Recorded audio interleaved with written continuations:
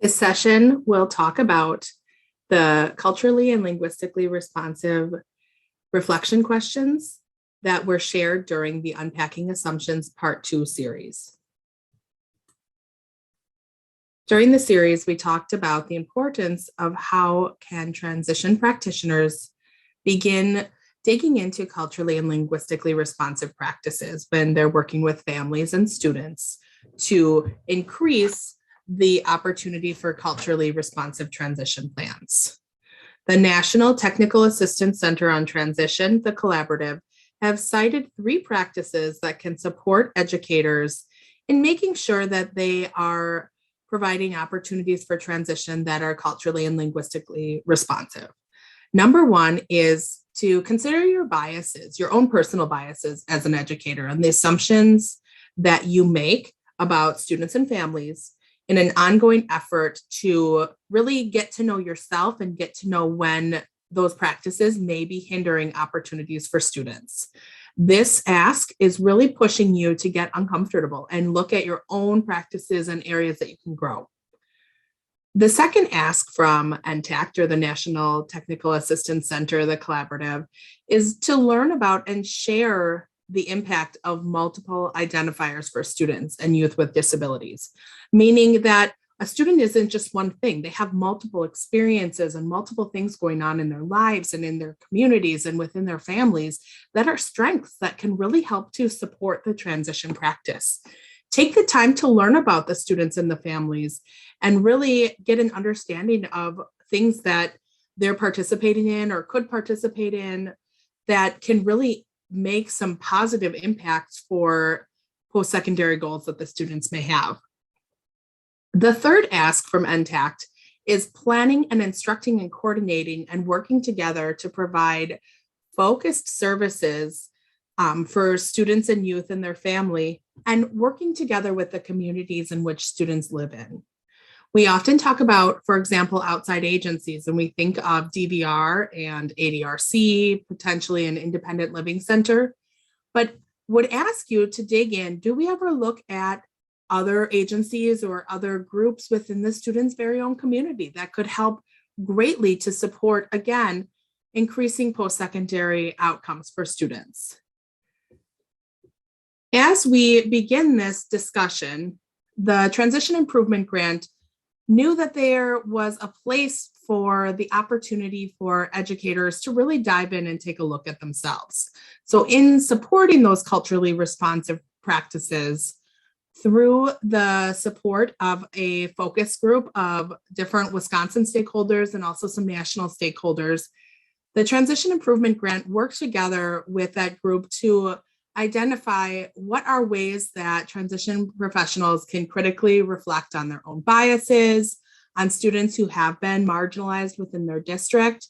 And when I say students, I also mean families, and really reimagine how transition planning can look for students, particularly, again, and I'm going to repeat that, students who have been historically marginalized.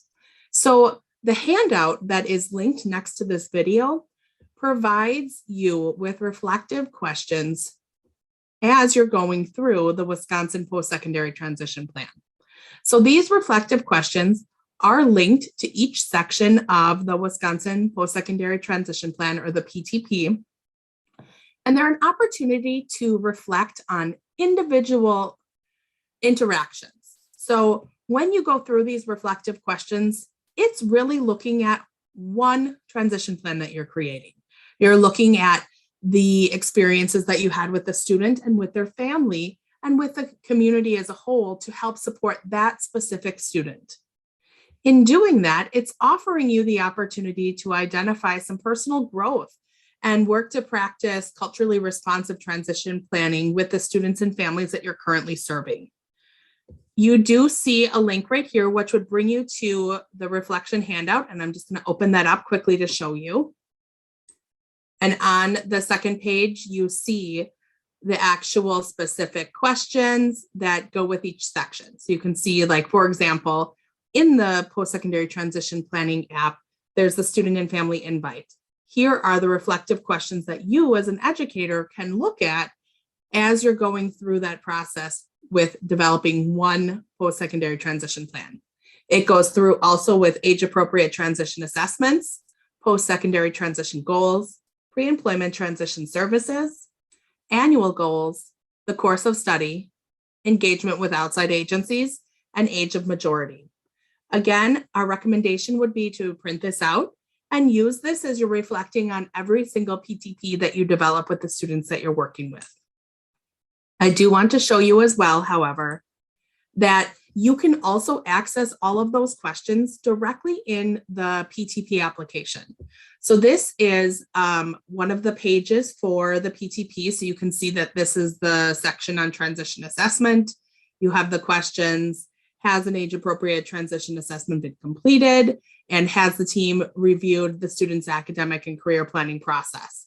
You also have the spot again for indicating additional comments specific to the discussion that you had in the transition meeting.